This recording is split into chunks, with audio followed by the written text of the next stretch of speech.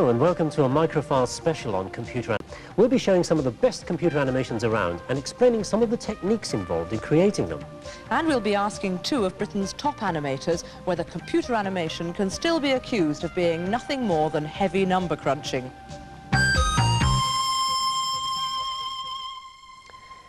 Each year in February, Monte Carlo holds a festival of computer images called Imagina.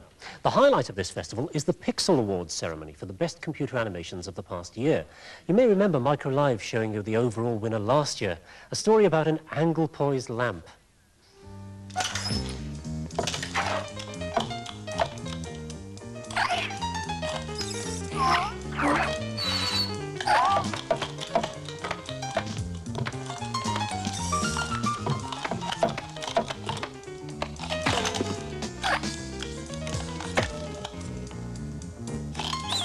Lovely that. It's got everything. Humour, imagination. For me, that was a work of art. And the sound effects just made it. Well, this coming week is Imagina 88, which promises to offer equal delights. And on this evening's programme, we have a preview of some of the best films on show there. First of all, though, we're going to take a look at traditional animation, that is, with pencil and paper. When did it all start? Well, I don't know how the animation started. I mean, I suppose, you know, it was the wish of someone seeing figures in motion, and the way to represent images was to do single drawings with many legs, giving the impression of movement. And but when they discovered the persistency of vision, that the eye can see two images at the same time, apparently, or at least register one image as the next one is coming up, they developed situations like flip books, used to entertain children around, I suppose, 1800, 1820. So they used to make drawings on corners of books that they flicked, and they gave the illusion of motions. In America, a cartoonist called Winsor McCay, he was a superb artist. He drew comic strips for Hearst. He was drawing at the time something called Little Nemo. He decided to bet to some people that he could make drawings move. So he made his character into a series of drawings that progressed one by one. And when the film was projected, nobody believed him because the draftmanship was such, he drew so beautifully. They thought they were children, you know, with funny dresses and shot with distorting mirrors. And nobody could believe him. Thus, his second film was to animate a dinosaur, to prove that he was doing drawings that move, as a matter of fact. And I think that started it all.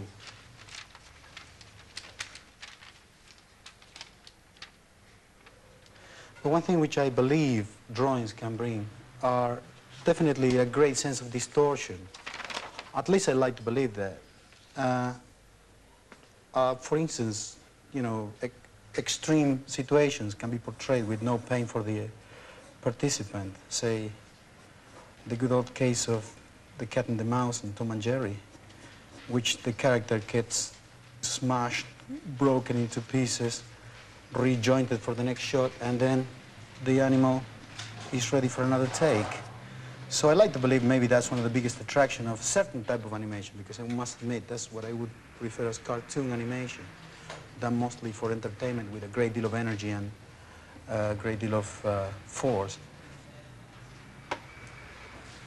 We always need to prepare an anticipation of emotion, and we had to go to the extreme of that movement. So we have the tendency to do the first and the last drawing to know where we are. I mean, there are many ways to animate, but I am very fond of the Hollywood cartoons of the 1940s and 50s because the over-exaggeration, the double takes, the great emphasis are to me very attractive. Thus, I choose to use this medium to express myself, you know.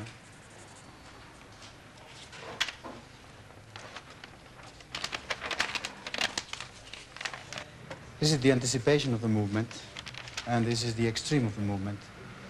I assume that covering this distance will give me an impact and a force which I want to have to create a surprise. But if I leave these two drawings by themselves, maybe they are too sudden, so I cushion them with one more drawing in between. and therefore the drawing now is slightly softened.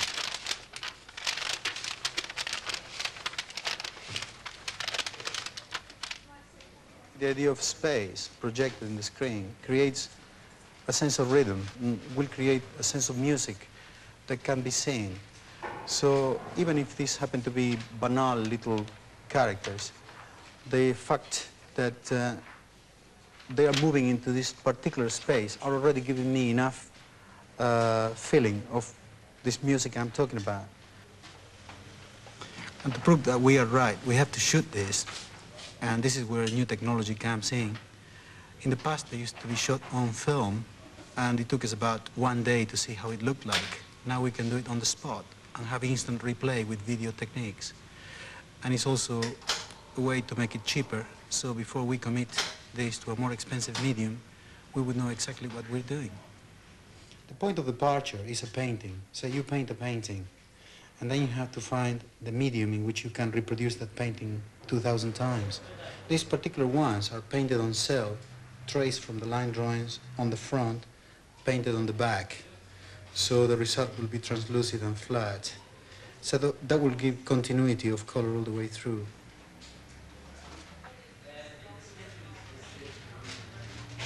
Within the limit of 24 frames, you can do an infinite variety of things. Don't forget, it's what Tarkovsky called sculpting in time. So whatever you do is like using this invisible matter and transform it into your own language and your own thing. And the point is that it offers you a gigantic degree of possibilities. Einstein actually used to be very envious of Walt Disney because he said that he could control his own weather.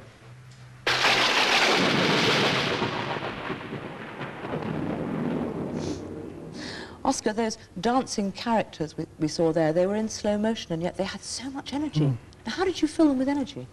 Well, I must admit, I'm not the dancer, but I have to look at dancers dancing to understand what emotions are.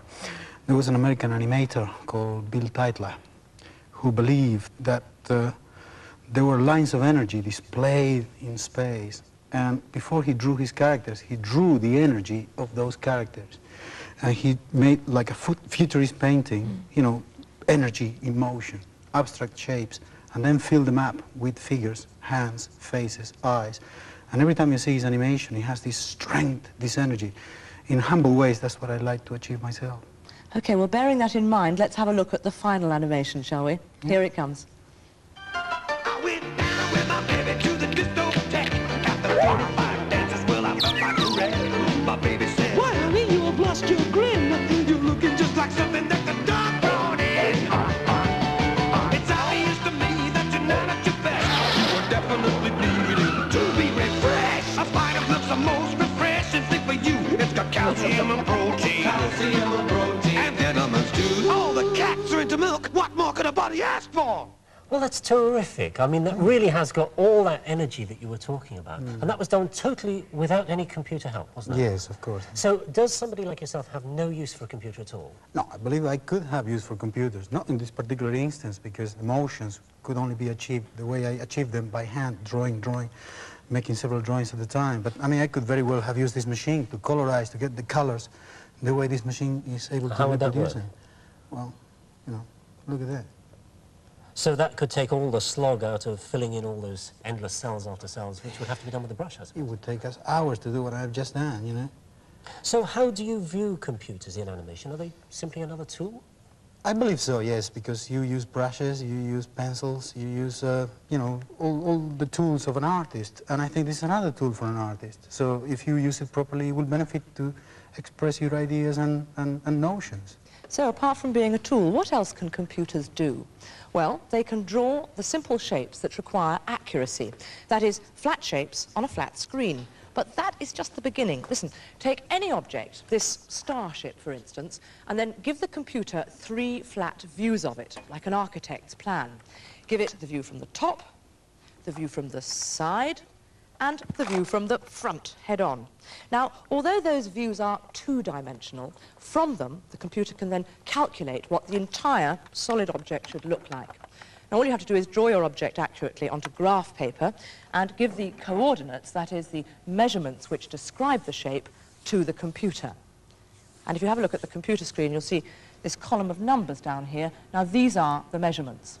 The computer then does a sort of join the dots job from one point to another and delivers your shape on the screen. And the result is an apparently solid object there on the screen. Now, of course, it's not solid. The surface is made up of flat polygons, shapes, things like triangles and squares, which are joined together at differing angles to give this three-dimensional effect. But what makes it even more than just a drawing is that all the information about the object, even the bits that you can't see, for instance, here we are, what's around that side, what's around the back of the object, all that information is actually stored in the computer. And that means that the shape can then be turned, it can be viewed from any angle, and of course from any distance. It is in fact a computer model. Do you remember this? It's the old spinning world we used to see on BBC One, and this is a model again, of course, a real model this time. A camera was pointed at this model world and the colour was created electronically. The new BBC One world doesn't exist. Well, not in reality anyway. It's just data stored in a collection of chips.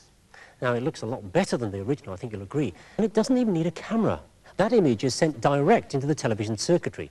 It's up and running 24 hours a day, and it can be accessed at any time. And one of the BBC's most sophisticated offerings yet was on view over the new year.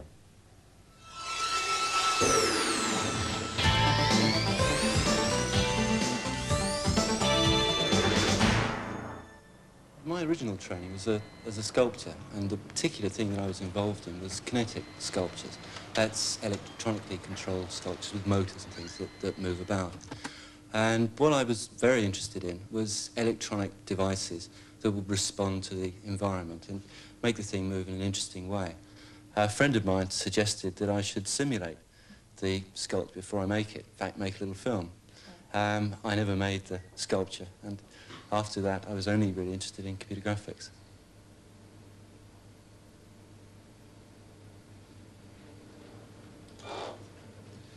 Well, early computer animation was mostly keyframed, which meant that you set up the two ends of the move that you want, and then you let the computer do its own thing in between, and that tended to give a very sort of soft, soggy computer graphic feel to things. And the system that we've got here, we've abandoned keyframing altogether, and we use this system of curves, which is very similar to a technique that animators use at the moment.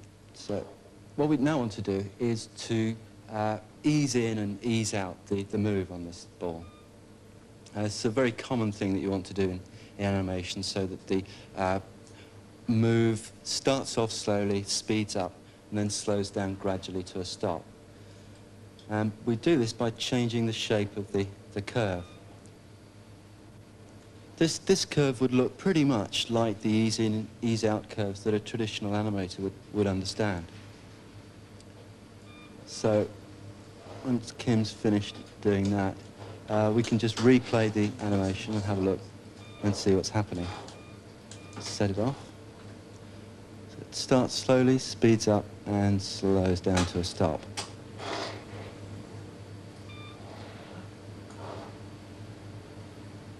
What we'll do now is we'll make the ball bounce. First thing we'll do is we'll just move it up in the air, and we'll control this with another similar curve. We'll build up a bounce out of this device. Now what we're going to do is change the one bounce into two bounces. To do that, we just change the shape of the curve. Kim picks it up and pulls it down the screen. Got to put an extra point in there to get a hard, sharp bounce. And then we'll play the animation.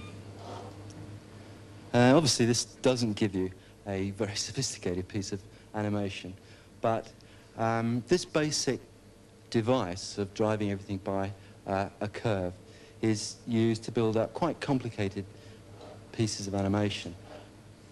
Another trick that animators use a lot, and we make use of exactly the same sort of tricks, is called squash.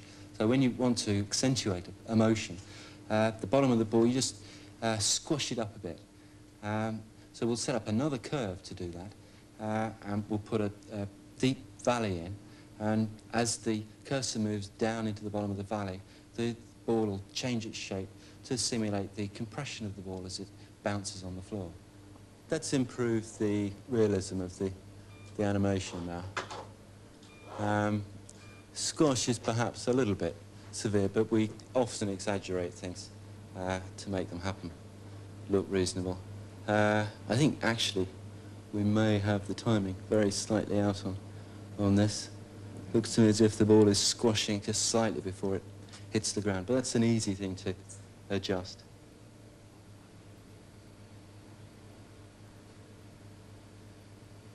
It's not bad for a bouncing ball.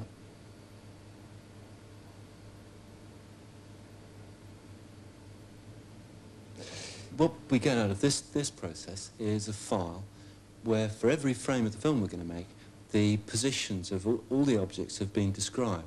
But we haven't said anything about the lighting, we haven't said anything about the texturing, the colouring of objects. And that's done with a separate process. We're really trying to do very, very complicated things here, and if the precise details of the mathematics are getting in the way, then people really can't work flexibly and creatively with it. But around all that mathematics, we have a very user-friendly shell, a set of handles that animators can get hold of and control the situation really quite easily. In fact, a lot of the work writing the programs that we do here, in fact, goes into making this user interface really as friendly as possible. What we're working on at the moment is trying to find techniques to be able to do the kind of animation that you see in Snow White, but do it in 3 dimensions. It's really a very difficult thing to do because though an animator can make a simple curve and that describes the shape of a girl's shoulder, on the computer we actually have to change the shape of 3-dimensional models, and that's very, very complicated. The technique that we're developing at the moment is a thing called freeform deformation. What this really involves is putting the object inside a box, and we've got some mathematics that means that as we change the shape of the box, the object that's inside the box follows the shape. So this means that if we can have really quite a complicated object, we put a simple box around it, and if we just rotate the 2 ends of the box, the whole object will twist around smoothly inside. What's happening is that we've got some equations running inside the computer, and the equations return back. You plug in the original position of a point on the surface, put it through this twisted matrix, and that gives you back the new position of the vertex. So the point is that we're looking for some relatively simple controls for really quite complicated shape changing. There's quite a long way yet, I think, before we'll be able to have Oscar Grillo come in and work on a 3-dimensional animation of Snow White as flexibly as he can with pencil and paper. But that's the goal. That's what we're trying to do. Yeah, but you're on the way, Chris. I mean, we haven't got any more of these spinning balls and cubes and things. There's a hint of reality there, but I suspect that's making it more and more difficult. I mean, presumably with that lovely fish, you had to feed the dimensions of it into the computer in the same way that I did with this very simple starship. Well, yeah, but the fish is a smooth, curved shape. Yeah. And although we're building it, the same elements, these flat, planar polygons, we've actually got thousands of them there, because they make up the smooth, curved surface. It's made of lots and lots of polygons. I couldn't see any polygons in a fish. That's just because they're very, very small, that's all. Yeah. But, I mean, if we did it with the graph paper, we'd be there all night. Yeah. We'd hardly get the fin in. So what we actually do is we have a thing called a 3-dimensional digitizer. And it's a very clever device. It's got a little cursor, a little pen, and it'll tell you exactly where the pen is. So what we're able to do is to just feed the pen over the surface of the object, and the shape of it gets read straight into the computer. Marvellous. You're really minimising the donkey work. Saves hours and hours of work. OK, well, let's have a look at what that work was in aid of and look at the final animation. If you splash out on your access card 1 month, there's a choice of ways to pay it back. If you want to pay drop by drop, just pay the minimum amount every month. If your cash level's a little higher, you could let more flow out and pay it off quicker.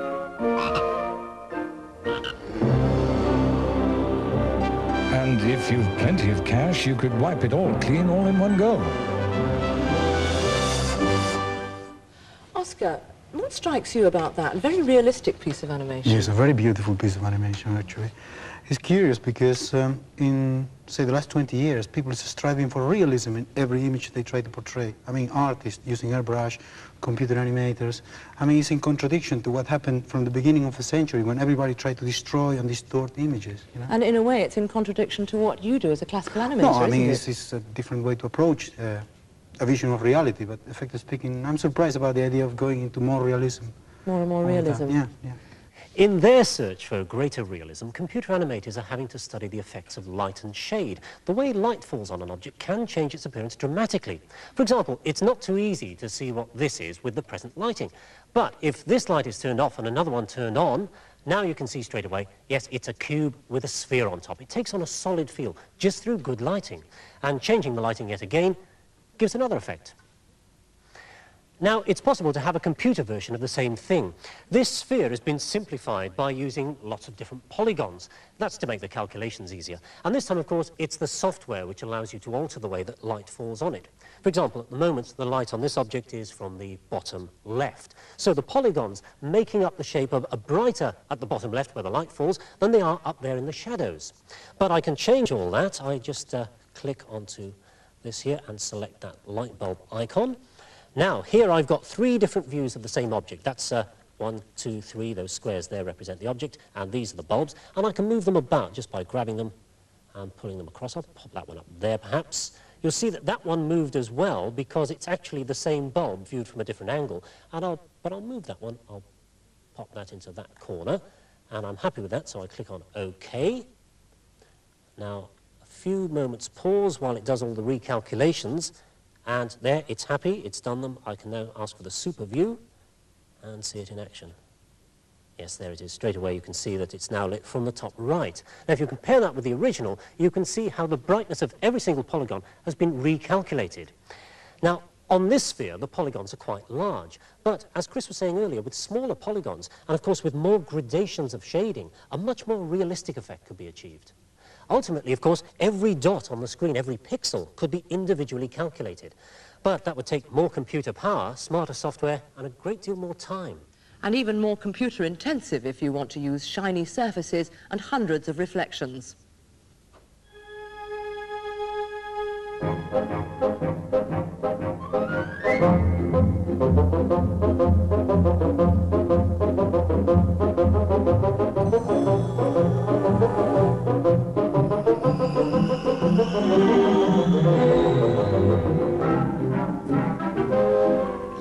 Chris, tremendous. How did you create that effect? The spoons look so shiny. Well, the problem we had in this case was to make the spoons, which are computer simulated, appear to be in the kitchen, which is in fact real. It's a live action shoot.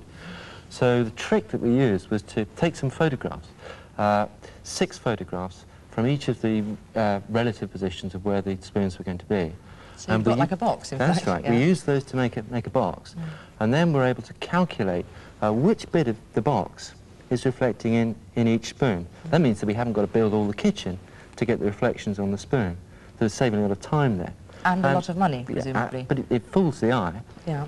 Well, let's see that used to really great effect in a clip from a piece called Red's Dream, which is from Pixel USA.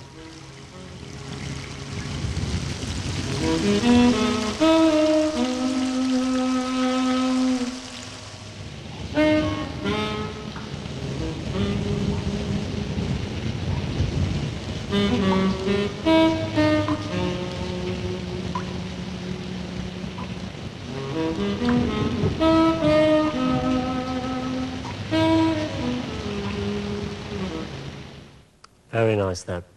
Now, it's fairly straightforward to get a computer image of an old baked bean tin like this. In fact, there is one. But if this cylinder were to be wrapped in a busy fabric, say this tartan, then the effect of that wrapping around is a bit more difficult to achieve. Some common computer painting packages can give you a textured effect. This one will, believe it or not, even allow you to paint with tartan paint, which I think is rather good. Look at that. There we are. Fills it in. But as it starts to cover that tin, you see that the effect isn't really what we were after. It's a very two-dimensional effect, and no longer does it have any feeling of depth to it. the software would obviously need to take the flat pattern and, if you like, wrap it round the solid shape. Now, that technique is known as texture mapping. It's a lot more difficult. Well, let's have a look now at the sort of textures on show at Imagina. This one entered by the Moving Picture Company.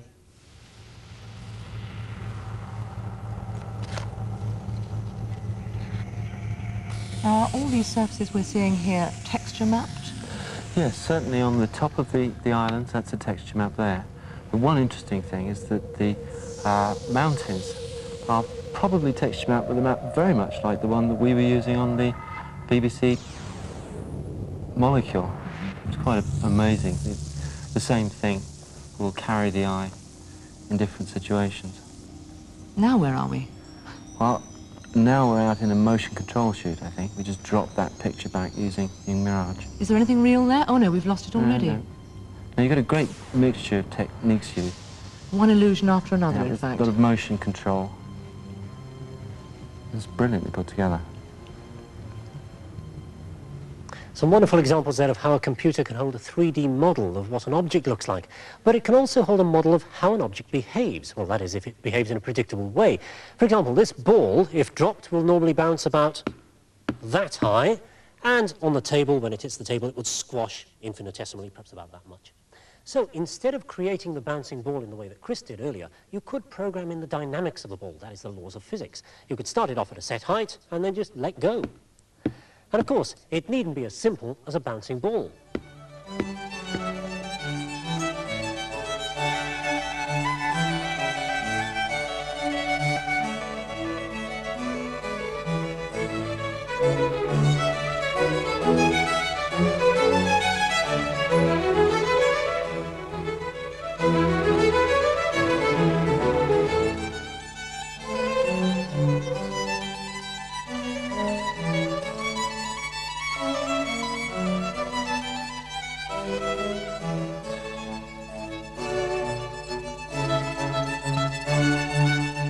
Oscar, I don't know about you, I love the strings and the dynamics were fantastic in the pictures, but I miss the natural sound. Yes, of course. I mean, this is an audiovisual medium, so sound effects are, effectively speaking, 80% of the effect. Well, I happen to agree, and in fact we've had a bit of fun and we've added some effects all of our own.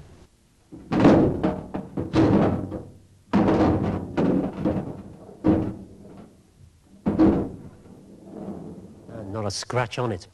Once you start to think about creating rules for the way things behave, well, you could say that the sky's the limit. One of the more exciting new effects to come out of this year's computer animations reproduces the natural beauty of flocks of birds. Naturally enough, this effect is called flocking, and again, it's based on a series of simple rules.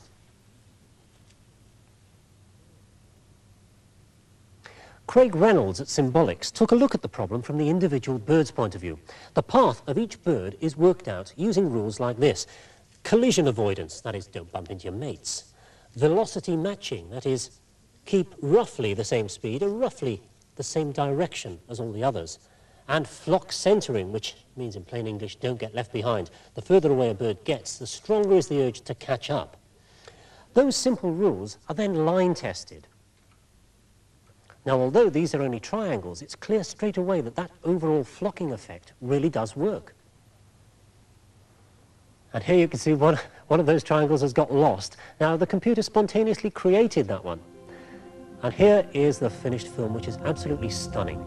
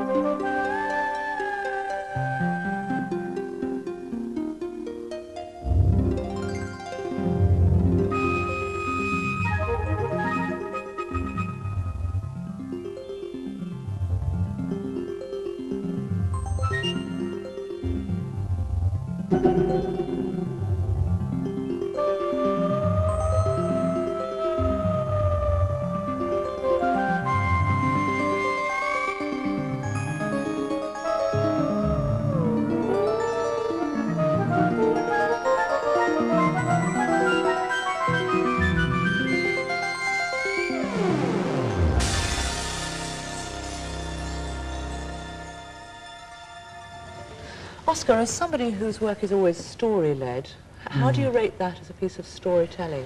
I must admit, it doesn't do too much to me. It's not my cup of tea. I appreciate it beautifully to look at, but I feel disturbed by the look of the characters. I mean, they don't transmit anything to me. That's fair comment, but I think the really exciting thing about this piece is where it's leading. The potential thing that we're looking at here is a time where, I mean, Oscar will be able to talk to the computer. He'll be able to say, you know, make me a scene like that, because the computer will understand the world. It'll know what he means by certain sorts of images, and he'll be able to direct the film like a director can direct actors and scenes right now. So then I tell the character to smile, and then they'll smile, and you'll be able to say, don't smile like that. And then animators will be unleashed from this sort of fascination with the technology for its own sake. That's right, it'll be technologically transparent. What date will that happen on? Well, soon. I make you no promises. Okay. Meanwhile, back to 1988 and Imagina. Everybody there has been waiting in anticipation from the latest from that master storyteller, Walt Disney. It's a short, and it's their first film created entirely by computer animation.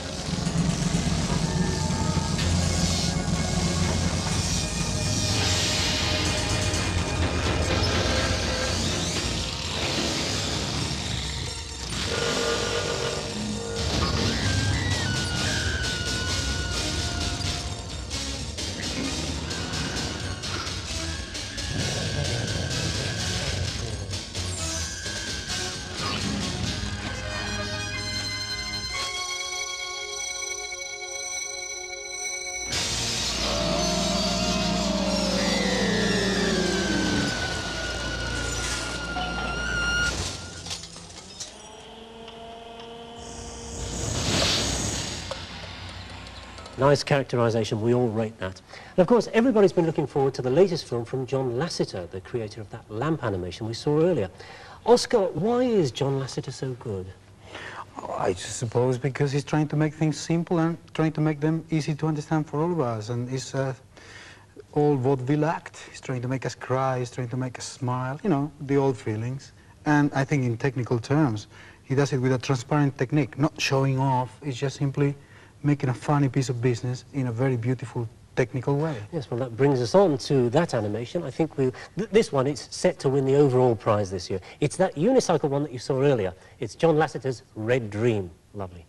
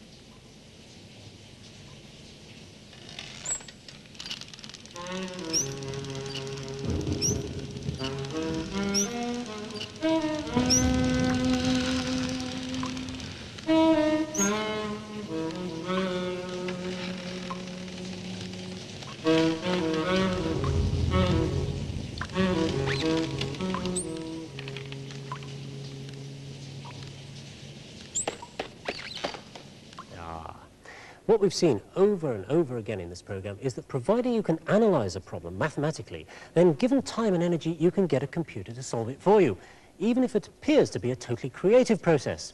Now, a good cartoonist like Oscar over there could do a caricature of me very simply. He'd say big nose, big ears, and he'd come up with something like this, which he scribbled on the back of my script earlier on.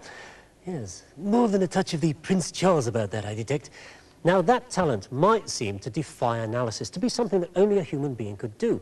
But what Oscar was doing was mentally comparing my face with the average face and exaggerating any differences.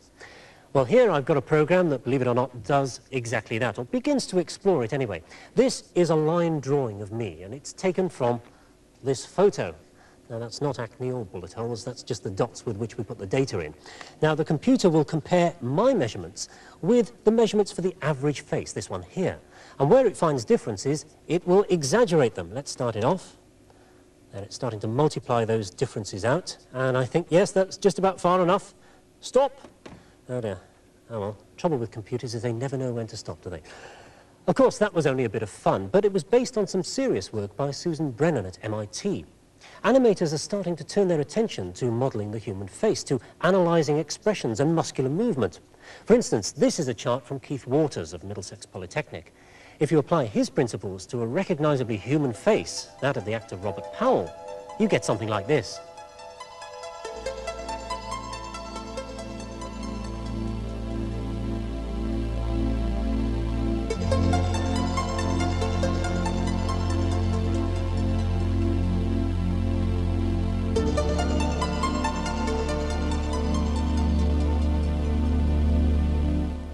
Oscar just said he could use that.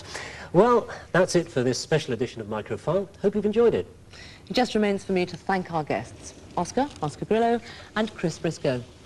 And we'll leave you with a look at one of our favourite animations of the last year. Bye-bye. Goodbye.